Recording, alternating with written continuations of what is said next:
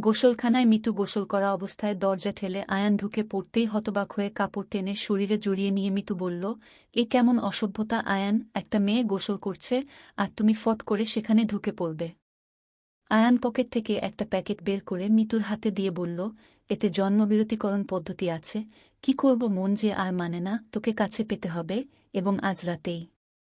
মিতু অবাক হয়ে বিস্ফারিত চোখে আয়ানের দিকে তাকিয়ে আছে।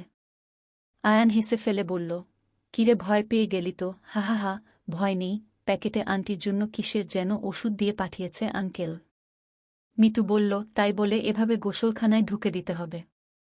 অপেক্ষা করলে কি হতো? মিতু, আমিও আমার ওষুধ দেখে নিলাম। গোসলখানার দরজার লকটা নষ্ট হয়ে গেছে, তাই সুযোগটা পেলে আয়ান। সুযোগ আমি তৈরি করে নিয়েছি মিতু, লকটা আমিই নষ্ট করে রেখেছি, হা হা হা। অসভ্য একটা। অসভ্য নয় মিতু, প্রেমিক। সাইকো প্রেমিক। দুপুর গড়িয়ে বিকেল, বাসায় মিতু এবং আয়ান ছাড়া কেউ নেই। বিকেলে সুযোগ বুঝে মিতুকে ঝাপটে ধরে পরপর কয়েকবার ইচ্ছে করে মিতুর ঠোঁটে চুমু খেল আয়ান। মিতুর শরীর কাঁপছে আর বিস্ফারিত চোখে আয়ানের দিকে তাকিয়ে হয়তো এক অন্য আয়ানকে দেখে অবাক হচ্ছে ভীষণ। আবারও মিতুর ঠোঁটে চুমু খেয়ে আয়ান বলল, কিছু স্মৃতি কখনো ভোলা যায় না মিতু, আমি তেমন কিছু স্মৃতি আজ তোমায় দিলাম, চাইলেই ভুলতে পারবে না। মিতু কম্পিত কণ্ঠে বলল, আমি ভাইয়াকে সবকিছু বলে দেব। মিতুর কথা শুনে আয়ান হেসে ফেলে বলল, এটা করতে তুমিই আমায় বাধ্য করেছ মিতু, ভালোবাসা জিনিসটা নিয়ে খেলতে নেই, যতটা পোড়াবে ততটাই পুড়বে, অন্তত আমার বিষয়ে আমি বলতে পারি, ভালো যখন বেশিই ফেলেছি, যে কোনো কিছুর বিনিময়ে তোমাকে আমি আমার করেই ছাড়ব।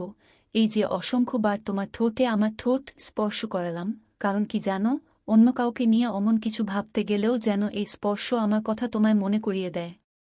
মিতুর চোখ মুখ রাগে ভয়ে লাল হয়ে আছে, মনে হচ্ছে এক্ষুনি আয়ানকে গিলে খাবে।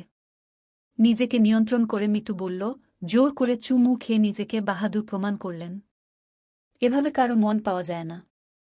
আয়ান মিতুর চোখে চোখ রেখে বলল, মিতু, যখন একটা মানুষ কারো প্রেমে পড়ে, তখন প্রেমকে ঘিরে অনেকগুলো স্বপ্ন মিলে একটা প্রেমের পৃথিবী তৈরি হয়। সেই স্বপ্নগুলোর কিছু থাকে স্পর্শের, কিছু মেলামেশার, কিন্তু একথা কেউ প্রকাশ করে না, লজ্জায় হয়তো। কিন্তু প্রত্যেকেই রোজ তার প্রেমিক অথবা প্রেমিকার ঠোঁটে হাজারটা চুমু খায় মনে মনে। আদরে আদরে মাথিয়ে তোলে কল্পনায়। শুধুমাত্র মোবাইল যদি নিজে সাক্ষী দিতে পারত, তবে লক্ষ কোটি চুমুর কথা প্রকাশিত হতো সেই কবেই, ফোনে ফোনে হয়ে যাওয়া কত বাসর ঘরের গল্প পত্রিকায় প্রকাশিত হতো। ভাগ্য ভালো যে মোবাইল আমাদের কথোপকথন আদান প্রদান করতে পারলেও নিজে কিছু বলতে পারে না। আমার কথা শুনতে খারাপ লাগলেও এটাই সত্য। মিতু চুপচাপ আয়নের কথা শুনছে নির্বে, আর ফর্সা গালের আগ জমে লাল হয়ে আছে তার। এক টানে মিতুকে বুকে এনে শক্ত করে চেপে ধরে বলল, এই যে যৌবন, এই যে তোমার সমুন্নত বক্ষ যুগল স্পর্শ করেছে আমার বুক, আমি এসব নিয়ে ভাবছি না, ভাবছি আমার ভালোবাসার মানুষটা আমার বুকেই আছে, এটাই প্রকৃত সুখ।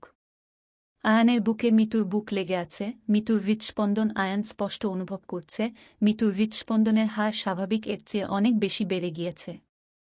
আয়ান মিতুর পিঠে হাত বুলিয়ে বলল, এই যে নবযৌবনা শরীরটা তোমার, এই মুহূর্তে আমি যদি চাই, তোমার মন না করলেও তোমার শরীর ফেরাতে পারবে না জানো। কিন্তু শরীরের প্রতি এই টান হয় কিছু সময়ের মাত্র, উত্তেজনা শেষে এটাও শেষ। কিন্তু মনের ভালোবাসা আজীবন একই রকম থাকে, কমে না বরং বাড়ে দিনে দিনে।